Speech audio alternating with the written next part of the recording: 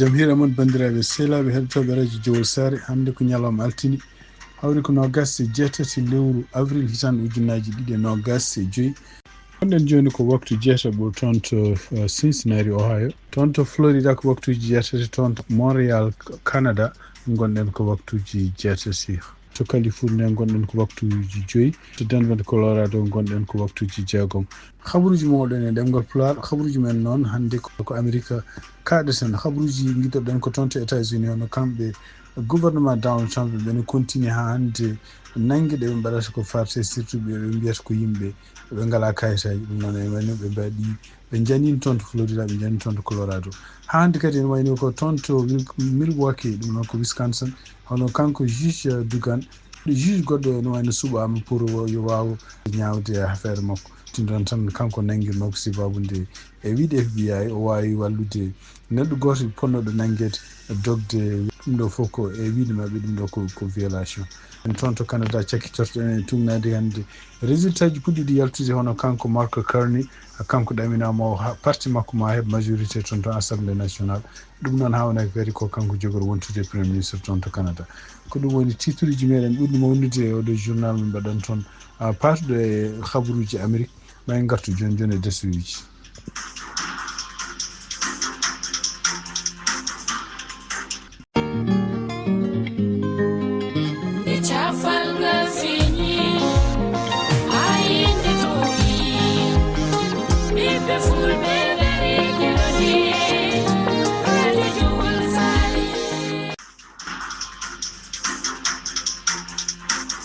bandiraɓe sehlaɓe heɗotoɓe radio jowol sare jaam hiire moon. bandiraɓe sehlaɓe heɗotoɓe radio jowol sare mbiɗen e gardini men e habaruji men to États-Unis puɗɗoɗen ko toon to Wisconsin. ɗum noon tumnade ko CNN windi hono kanko juge biyeteɗo Dugan nangonoɗo yontere ɓennuɗe en sibabude wiyay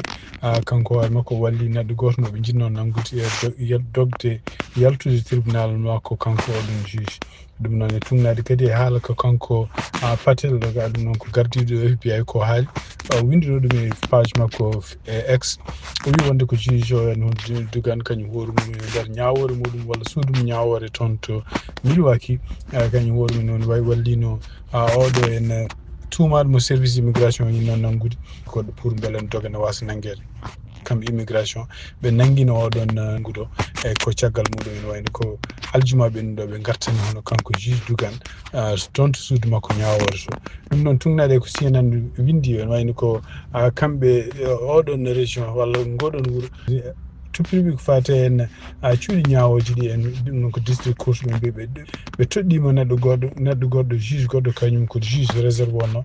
pour beele ne wawa huccitande ñawore makko walla huccitande ka makko kanko oɗo juge Dugan hande. ɗum noon hande altine ene wayno ko ɗum fuɗɗi wonande ko tina toon ummade toon to Milwaukee.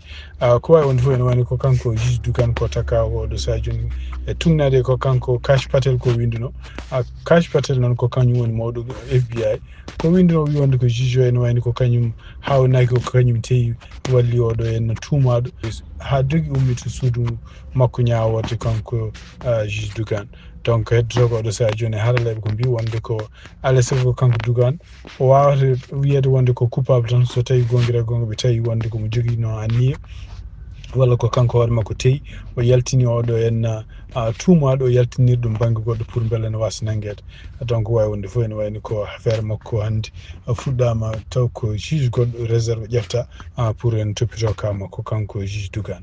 donc wonande hande ko kanko attorney général ɗum noon ko toppitiɗo ko fati justice leydi ndi hono pambandi ko wi o wi wonde ko e nder ndiɗo leydi États-Unis ala fof mo lawol yettotako so tawi tooñi. ɗum noon e wayno ko haalluji makko e haalluji kadi e haalluji kadi kanko Kash Patel sibabu no posti ɗiɗon haalluji X kadi o waɗi hen photo Dugan. ɗum ɗo fof ene wayno oɗo saaha joni kamɓe démocrate eɓeno kutoro ɗum pour campagne uji mabɓe garoji saabu so tawi kanko pambandi o wonde ko ala lawol mum fotani yettade kamɓe démocrate en e kamɓe yimɓe hewɓe républicain ji lundiɓe kanko Donald Trump eɓene kutoro ɗum e mbiya mataw ɓe jejjiti hono Donald Trump eɓe defandin ɗum mbi wonde ko fotani ñawede walla fotani waɗede kañum hoore mum tumede ko wawi wonde fof. hande toon to États-Unis noon kanko Donald Trump gouvernement makko nden continue hande e haare mum contre université ji mawɗi ko en Harvard ɗum noon e nder lettre mo ɓe bindi kamɓe artiɓe oɗo université en ɗum noon ko fatude e étudiant ji international ji ɓe mbi wonde ko kala étudiant mo ganduɗa henna ko wonno nden aadaji mabɓe kala étudiant bindiɗo pour ne ara toon to Harvard walla janngude toon to Harvard wawa jabde jaɓede école goɗɗo taw ko international kono noon sibabude oɗo saaha joni gouvernement mabɓe kamɓe Amérique ene continue hande haare mum contre Harvard ɗum noon ene wayno oɗo saaha joni ɓe mbi wonde ɓe jamiri étudiant ji international kala gonɗo ɗo walla kala mo ala ɗo ene bintiɗo pour ene naata leydi walla ne jangga toon to Harvard taw windima ko adi go lewru me ha ande ne wawi continue kadi ƴeftude koɓe mbiyata plan muɗum plan B o noon ko so tawi woni école goɗɗo mawɗo moɓe jiiɗi windade ɓe mbawi windade toon kadi ɓe gona janggude toon hadde ha oɗo situation réglade ko siftinde on tan e wayno ko kamɓe dans laamu kesgu ngu ɓe mbi wonde ko Harvard e école aji mawɗi université ji mawɗi alay saago dokkaɓe ate étudiant ji information ngaji men ɗum noon ko andude ɓen ɗiɗon étudiant ji so tawi jeenom e seppoji walla kadi hol caɗele en joguino eɗen jogui e nder leydi hen surtout yen tawde kadi jomumen cuwata wonde citoyen ji ko ɗum waɗi ene wayno toon to Harvard ni won yimɓe sappo e ɗiɗi taw ko étudiant ji kañum heeruɓe visa ji mumen éliminano kono noon tugnade kadi ko yalti ñande aset nde en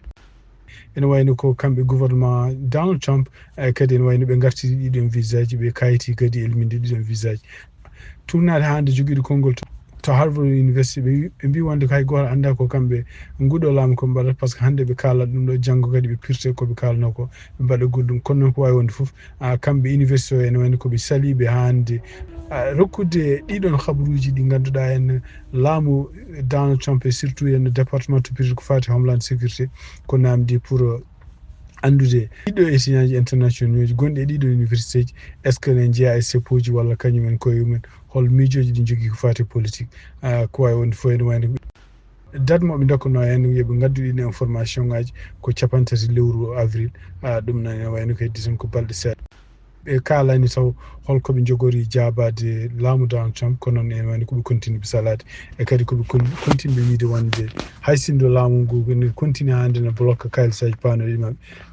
ɓe mbawa wadde violde droit ji étudiant ji e surtout hen wadde gueɗe kadi ɗe ganduɗa henne ko hunde ko wona hunde nde constitution mo États-Unis yamiri ha hande habaruji men to États-Unis tugnade kadi ko ummi toon to ABC News département justice toppitinoɗo ko fate civil right ɗum noon ko wallude defandude yimɓe droit ji walla haqqeji yimɓe ɓe ganduɗa foolaɓe surtout yimɓe ɓe ganduɗa minorité ji ene wayno oɗo saha joni ɓe keeɓi kadi lettre ene wayno wiideɓe wonde ko ha altine jamma hande e poti jabde kamɓe ko ɓuuri hewde mabɓe démissionde yaade retraite so ɓe jeehi retraite noon ɓe ndeno maɓe jooɓe ha ɗo e mois de septembre donc tugnade ha hande kanko gonɗo adjoint ministre to période ko fate justice hono kanko biyeteɗo Harmit Dillon o wi wonde ko weekend ɓennuɗo henna ɓe dañi kene wona yimɓe temedere taw ko avocat ji kañumen koyemen jaaɓi wonde démissionde pour yaade retraite taw ne mbawi yoɓede ha septembre kono o wi wonde ko hawnaki koɓe ɗamini yimɓe jaɓoɓe oɗo arrangement ma ɓuur yimɓe temedde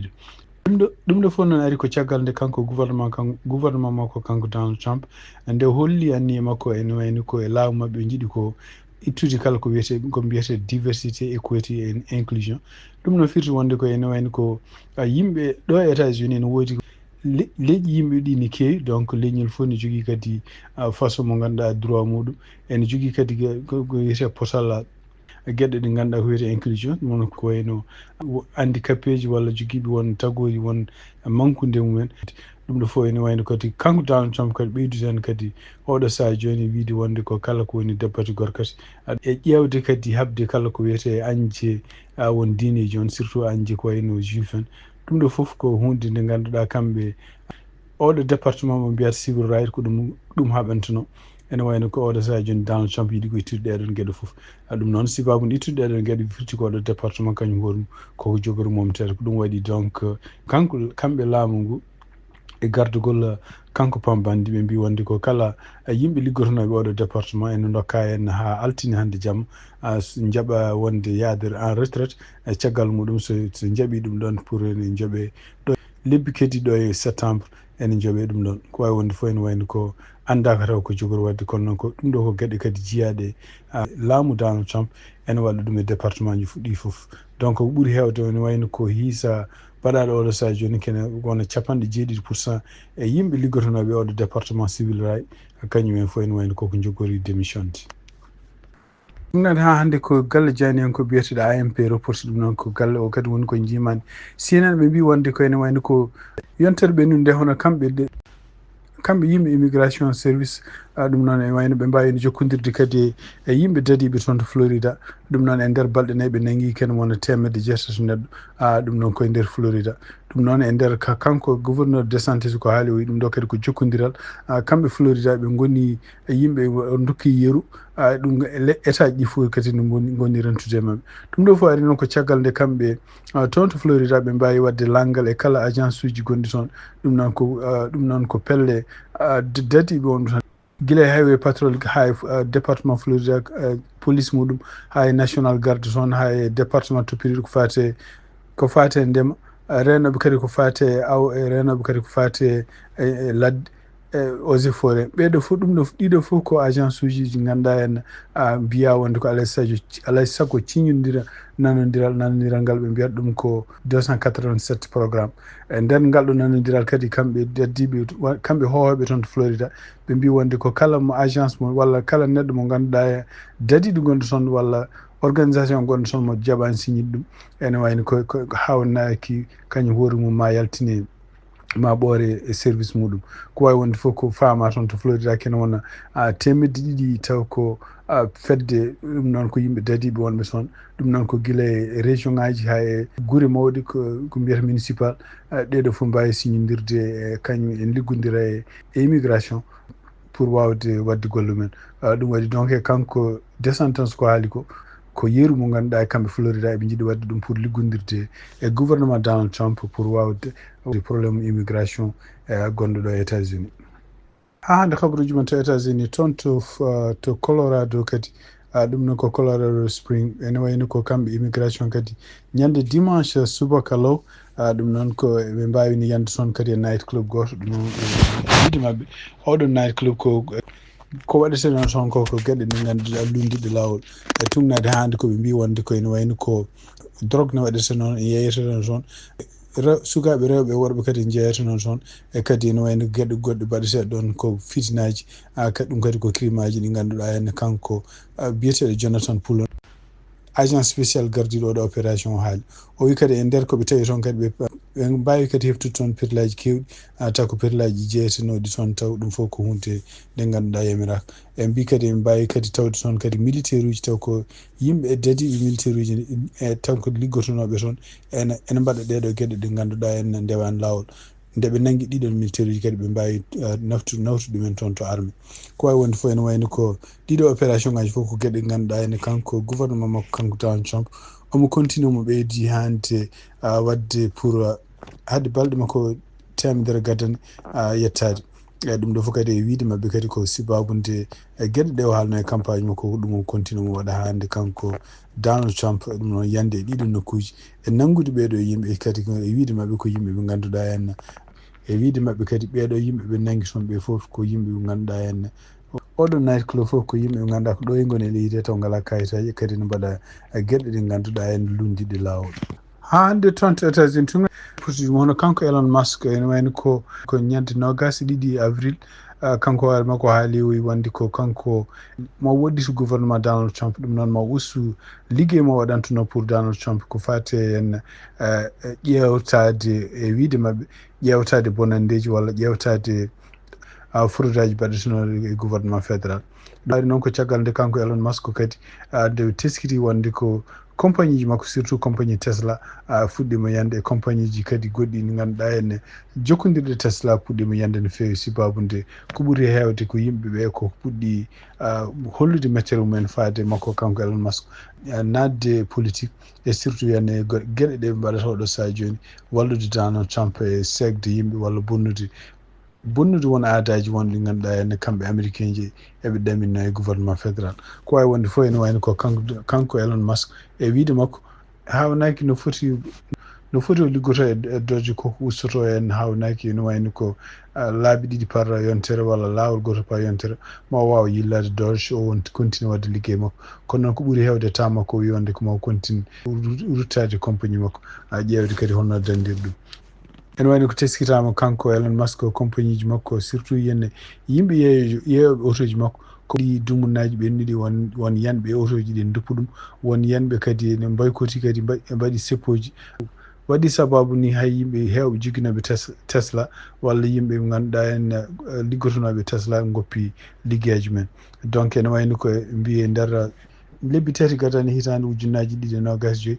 wayno autoji Tesla e nder jeytunoɗe États-Unis jeytuɗo aduna foof 13% mum jani sibabude ɗeɗo gueɗe ɗe ganduɗa yimɓe baykotoɓe ɗum walla yimɓe ɓe ganduɗa bonnoɓe walla yanoɓe e nokkuji ɗi autoji ɗi pewnteɗi ɗum ɗo fof ko sibabude kanko Elon Musk liggey mo waɗanta mo liggey mo felliti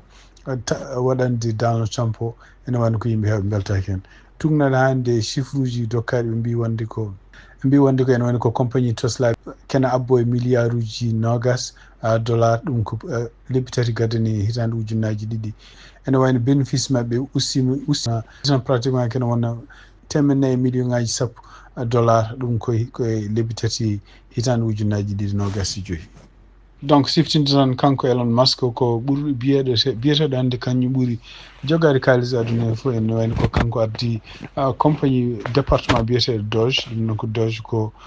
kanko Donald Trump e laamu makko nguɗo en deuxiéme makko mandat ɓe créé oɗo département ɗum no fof ko habde ko ustude dépense uji ɗi ganduɗa gouvernement fédéral mo Amérique waɗata ɗum noon ene wayno ko uddude won département ji segde won yimɓe e kadi ene wayno ko fatirde dépense uji won e won nokkuji ɗi ganduɗa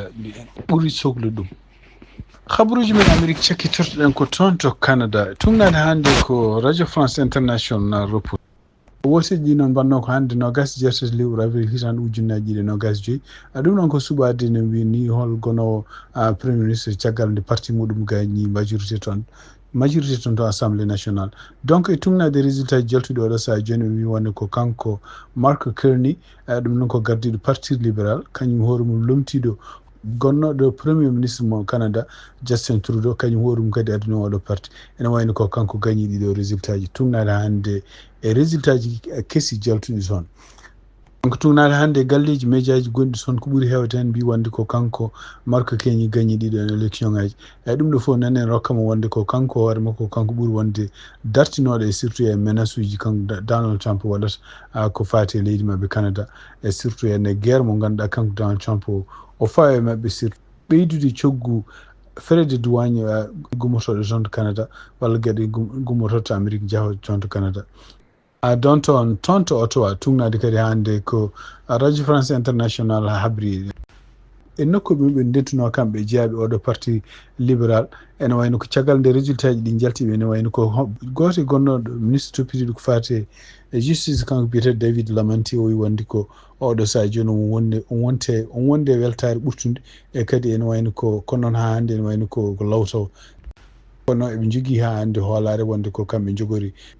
kamɓe jogori ƴeftude kewendi toon to assemblée mabɓe national ɗum noon siftini on tan ko toon to assemblée ɓe jogui ko député ji 350 so tawi ɓe keeɓi majorité ɗum woni ko donc kamɓe jogoto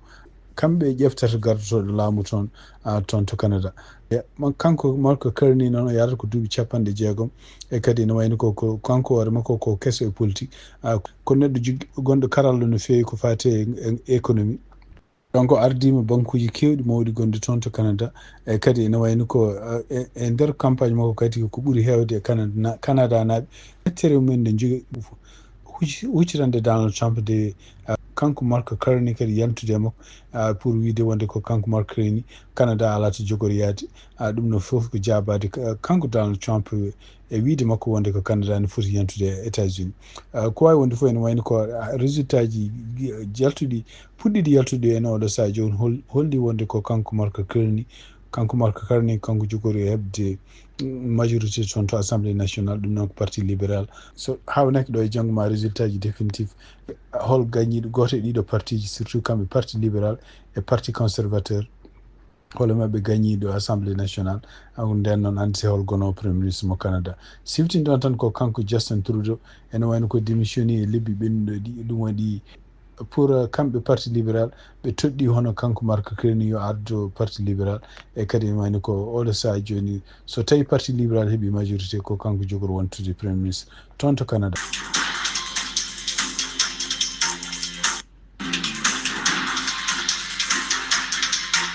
bandiraɓe sehlaɓe heɗotoɓe radio Jogol Sare habaruji moɗon ɗen ngal pula gasi ha laaɓi na gartu janggo so Allah jaaɓi siftinani tan hannde ko altine nogas jeetati